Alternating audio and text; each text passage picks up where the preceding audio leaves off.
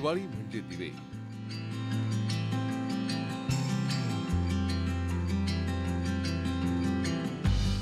दिवाळी म्हणजे नवे कपडे, दिवाळी म्हणजे फराळ आणि दिवाळी म्हणजे रांगोळी।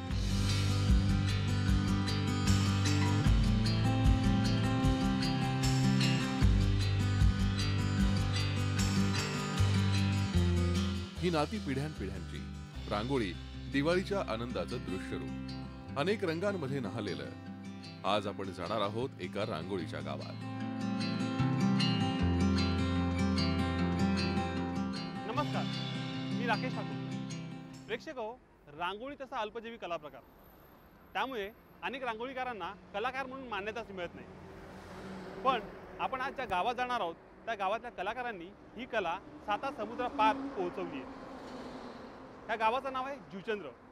आज आपण या गावाविषयी आणि इथल्या कलाकारांविषयी जाणून घेणार आहोत।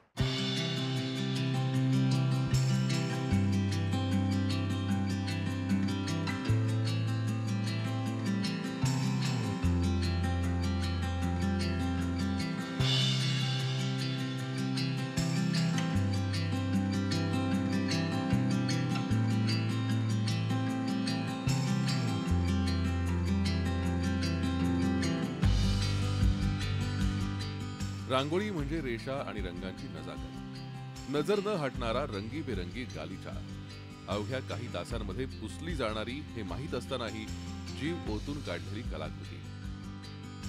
कलात्मकतेनं रेखाटल्या जाणाऱ्या या रांगोळीनं आणि त्याला मूर्त स्वरूप देणाऱ्या जुचंद्रच्या कलाकारांनी प्राणपणानं ही कला जोपासली आहे। उगीच नाही या गावाला रांगोळीचं माहेरघर म्हणत।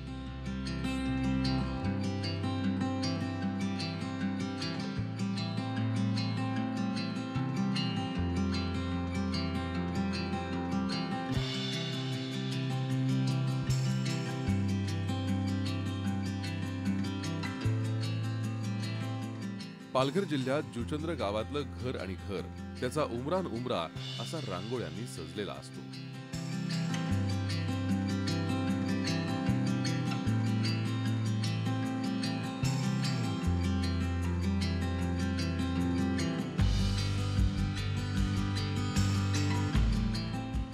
आपल्या नाजूक हातांनी स्त्रीच रांगोळी काढू शकते हा समज इथल्या तरुणाईनं पुसून टाकलाय आणि पुरुषी हातांमध्येही नजाकत असते हे दाखवून दिलंय। इथला हा माहोल पाहून त्याचीच प्रचिती येते। प्रत्येक घरामध्ये रांगोळीचे असे अस्सल कलाकार दडलेले आहेत। यावली यांनी रांगोळीचे 30 ते 40 प्रकार शोधले। आपल्याला माहिती आहे ती पारंपरिक रांगोळी, पण इथे तुम्हाला रांगोळीचे अनेक प्रकार भेटतात। संस्कार भारती, व्यक्तिचित्र, निसर्गचित्र, शिल्प रांगोळी, 3D, समाज जागृतीपर रांगोळी, भौमितिक रांगोळी, फ्लोरोसंट, पाण्याखालील पाण्यावरील रांगोळी, हे सर्व प्रकार या एकाच गावात भेटतात।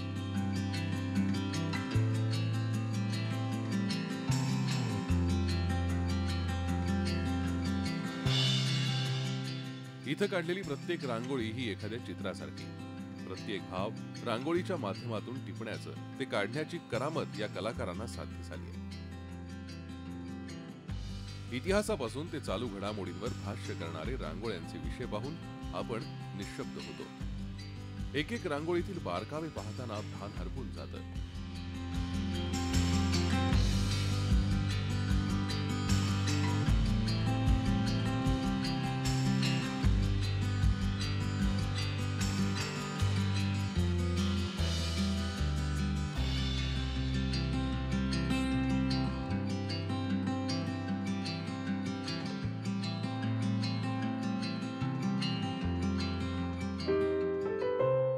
विविध सामाजिक प्रश्नांवर इथे कलेच्या माध्यमातून चर्चा होते। सुंदर रांगोळीतून कुपोषणासारख्या भीषण विषयाचं वास्तव रेखाटता येतं हे इथे आल्यावर कळतं।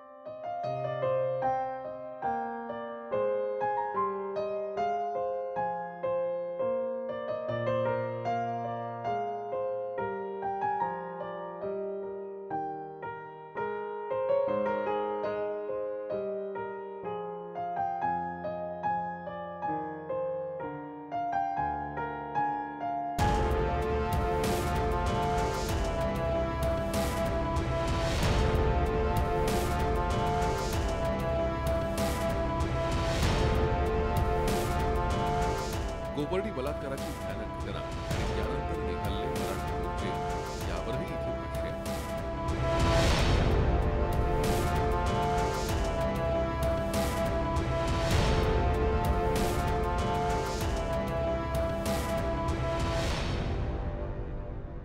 महाराष्ट्रात ही घटना घडून गेली.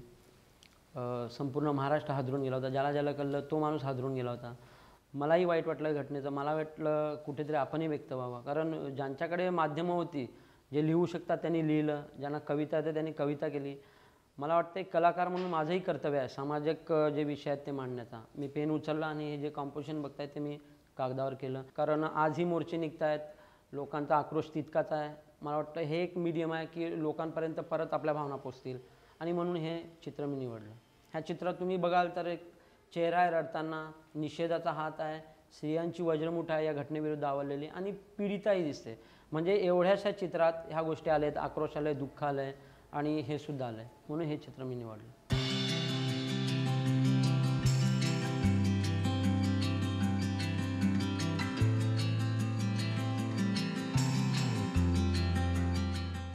बॉक्स ऑफिसवर सगळे विक्रम मोडणारा सैराट इथे भेटला नाही तरच नवल. जुचंद्रच्या ग्रामस्थांनाही आर्ची परशाच्या जोडीने याड लावलाय.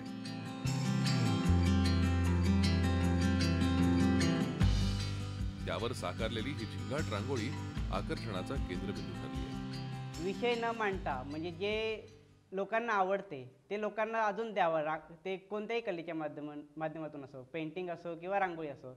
तर आम्ही रांगोळीच्या माध्यमातून लोकांना सैराट हा एवढा वेळ लावणारा चित्रपट आहे की तो त्यांच्या अजून म्हणजे त्यांना रांगोळी बघून त्यांना असं वाटावं, अरे सैराट, अरे झिंगाट, असं लहान मुलांना देखील वाटलं पाहिजे की आपल्या जवळचाच चित्रपट आहे तो. तर यातून काय होते, दोन गोष्टी होतात. एक तर आम्हाला मनाला समाधान वाटते की सैराट रांगोळी कोणी काढली हे आमचं नाव त्याच्यातून होते, आणि दुसरं म्हणजे लोकांना ते बघून अजून लोक रांगोळीकडे आकर्षित होतात.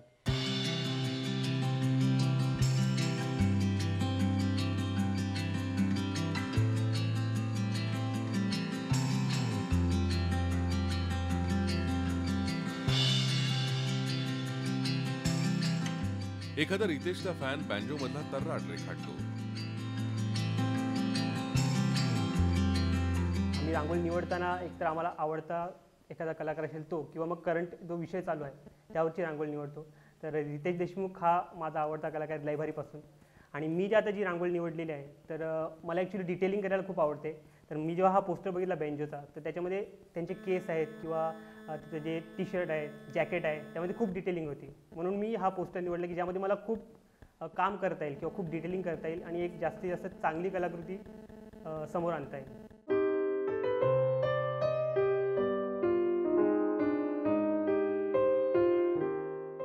केवळ चित्रपटसृष्टीच नव्हे तर इथे नाटकांचेही चाहते आहेत.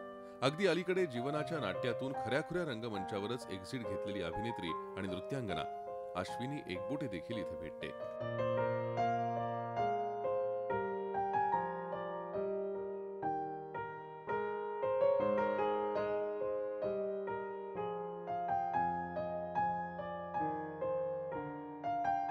तिने नाट्य जगतातील अश्विनी एकबोटे एक उत्तम कलाकार, चांगला कलाकार, आणि त्यांचा शो चालू असताना स्टेजवर त्यांचं निधन झालेलं आहे. तर एक मी रांगोळी आर्टिस्ट, त्यांना भावपूर्ण श्रद्धांजली वाहण्यासाठी मी माझ्या रांगोळीच्या माध्यमातून त्यांना आदरांजली वाहिलेली आहे.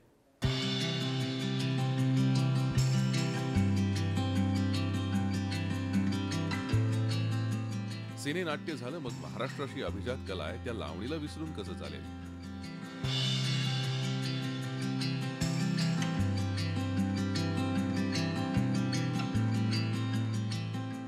इथे भेटणारा रांगोळीचा आणखी एक प्रकार म्हणजे 3D. इथे तुम्हाला चहाचे ग्लास दिसतायत खरे, पण त्यातला चहा प्यायला जाऊ नका.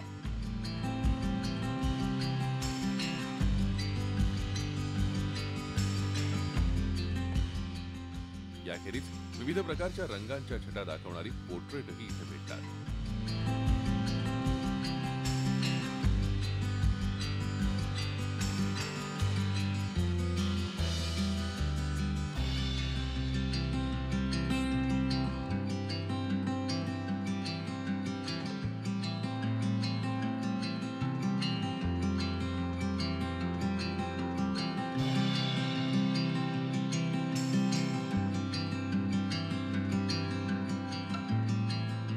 सर्वप्रथम मी तुम्हाला सांगेन की हा जो प्रकार आहे त्याला जॉमेट्रिकल आणि 3D प्रकार असं मी स्वतः नाव दिले, कारण हा प्रकार मी स्वतः डेव्हलप केलेला आहे की जी आपली पारंपरिक जी रांगोळी असते त्याच्यातून काहीतरी नवीन करण्याच्या उद्देशाने तो प्रकार माझ्या स्वतःहून म्हणजे डेव्हलप झाला.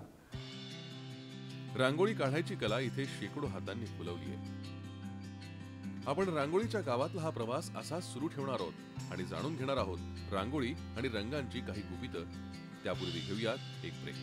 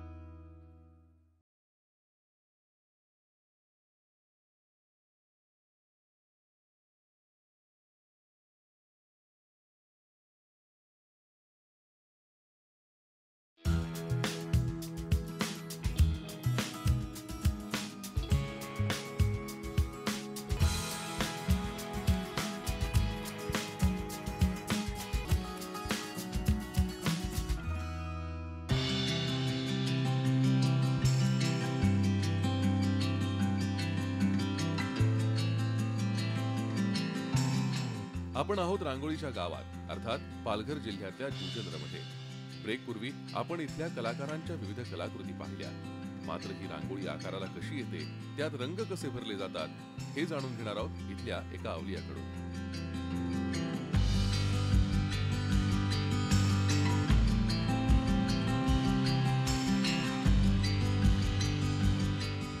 चित्र पेस्ट करून झालंय. आता ह्याच्यानंतरची प्रोसेस कशी असते हे आपण मीनारकडनं जाणून घेणार आहोत. मीनार, हे तुम्ही कोणते रंग वापरता आणि त्या रंगामागचा हेतू कसा असतो? हे ॲक्च्युली लेक कलर्स आहेत, जे बॉटल्समध्ये आहेत ते लेक कलर्स असतात. त्याला दगडासारखे थिक कलर्स असतात आणि ते ठेचून ठेचून आम्ही ते बारीक करतो आणि हे खूप स्ट्रॉंग कलर्स असतात. आणि ह्या शेड्स बनवताना म्हणजे तुमचा प्रोसेस कसा असतो वगैरे काय? ह्या शेड्स बनवत असताना जसे पोस्टर कलर्स किंवा दुसरे कोणतेही कलर्स आपण जसे मिक्स करतो पेंटिंग करताना, तसेच हे रांगोळीचे पण तसेच कलर आहेत की ते मिक्स केले की तो कलर बनतो. जसा ऑरेंज कलर बनवायचा असला तर रेड आणि येलो मिक्स केला की ऑरेंज कलर बनतो. आणि तसंच ब्राऊन शेड बनवायचा असला तर ऑरेंज, रेड आणि येलो असे 3 मिक्स कलर करून किंवा ब्लॅक मिक्स कलर करून त्याचा डार्क शेड बनवला जातो. मीनार आता वेगवेगळ्या शेड बनवणार आहे आणि त्या शेड कशा बनवते ते आपण बघणार आहोत.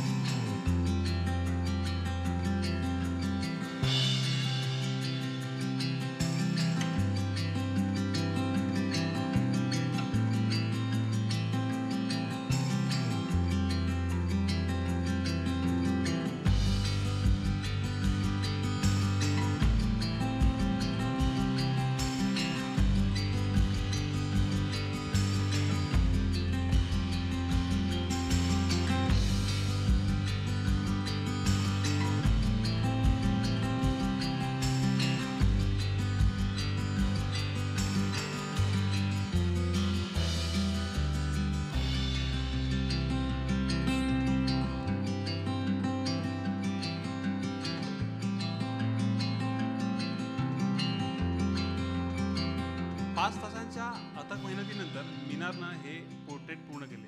लता दीदींचं हे पोर्ट्रेट पूर्ण करायला मीनारला 5 तास लागले. आणि ही रांगोळी आहे, ही पेंटिंग नाही आहे. मीनारला ही रांगोळी पूर्ण झाल्याच्यानंतर कसं वाटतं आपण त्याला विचारूया. मीनार, ही रांगोळी पूर्ण झाली, आता तुला कसं वाटतं? आम्हाला खूप बरं वाटते, कारण का आम्ही एवढी मेहनत करतो. जे 5 तासात आम्ही जे काम करतो ते म्हणजे पूर्ण झाल्यावर आम्हाला खूप बरं वाटतं आहे, कारण का आम्ही जिथपर्यंत सॅटिस्फॅक्शन नाही होत तिथपर्यंत आम्ही त्या पोर्ट्रेटवर काम करत असतो. पण ह्याच्यानंतर जे 5 दिवसानंतर जी रांगोळी पुसली जाते तेव्हा मला खूप वाईट वाटते आणि तेव्हा आम्ही या रांगोळीसमोर म्हणजे नसतोच, कारण का रांगोळी टाकायला ॲक्च्युली 5 तास लागतात पण पुसण्यासाठी फक्त 1 सेकंद. म्हणून आम्हाला खूप वाईट वाटते त्या गोष्टीचं. या गावात ही परंपरा आली कुठून असा प्रश्न तुम्हाला पडेल. ही जी रांगोळी कला आहे ती मंडळ 1984 साली स्थापन झालं. श्री संस्थापक पुरुषोत्तम पाटील आणि गावामध्ये 1985 पासून या शाळेमध्ये रांगोळी जी सुप्त कला होती मुलांच्या अंगी त्यांना प्रोत्साहित करण्यासाठी वसईचे सुप्रसिद्ध रांगोळी कलाकार माननीय श्री डॉक्टर मोगदे सर आणि जोंधळे सर यांना इथे आमंत्रित करण्यात आलं 1985 साली. आणि मुलांच्या अंगामध्ये जी सुप्त कला होती त्यांना योग्य असं मार्गदर्शन देऊन त्या कलेला प्रोत्साहित करण्याचं काम मंडळाने केलं. आणि आज हीच मुलं आपल्या देशाचं गावाचं आपल्या रांगोळीच्या माध्यमातून आपल्या गावचं देशामध्ये हे नाव लौकिक करत आहेत. या गावाची ख्याती साता समुद्रापार पोहोचली आहे. जिथे आनंदाच्या प्रत्येक क्षणी रांगोळी काढली जाते त्या आंध्र प्रदेशातून एक महिला इथे रांगोळी शिकायला आली आहे. हम आंध्र प्रदेश से आए हैं. गुंटूर विजयवाड़ा के पास में गुंटूर है, उस तरफ से हम इधर आए मुंबई को. रंगोली देखने के लिए आई था. दिवाली टाइम में रंगोली अच्छा डालता यहाँ वैसा देखने के लिए आई था. यहाँ पोर्ट्रेट रंगोली सीखने के लिए आई था. हमने बहुत अच्छा मिलता यहाँ वो सोच के आई था. यहाँ तो बहुत अच्छा डालता है. देख के हम भी इतना अच्छा सीखना सोचती हूँ. अशा विद्यार्थ्यांसाठी इथे वर्कशॉप सुद्धा घेतली जातात. ही तुमची जी कला आहे ती आम्हाला शिकवली तर आम्हाला त्याच्यातून आनंद मिळेल. ह्या उद्देशाने मग मी ठरवलं की आपण एक वर्कशॉप घ्यायचा प्रयत्न करूया की जेणेकरून लोकांपर्यंत ही पोचेल. तर 2 दिवसाचा मी वर्कशॉप घेतोय हल्ली. इतकी मेहनत घेऊन तासनतास नव्हे दिवसाच्या दिवस खपून रांगोळी काढायची. काही दिवसांनी ती पुसली जाणार हे माहीत असतानाही काढायची. इतपत ठीक, पण ती पुसली जाताना पाहणं कलाकारासाठी अशक्यच.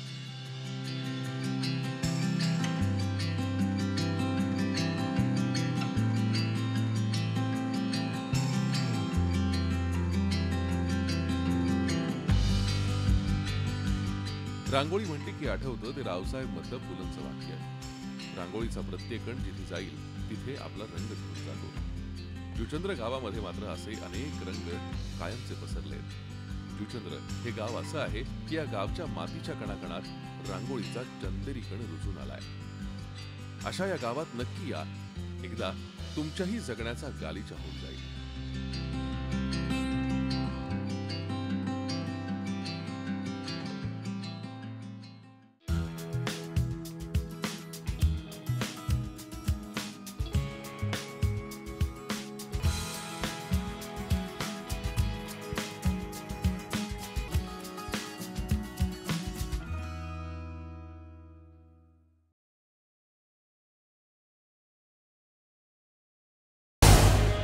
झी 24 तास रहा एक पाऊल पुढे.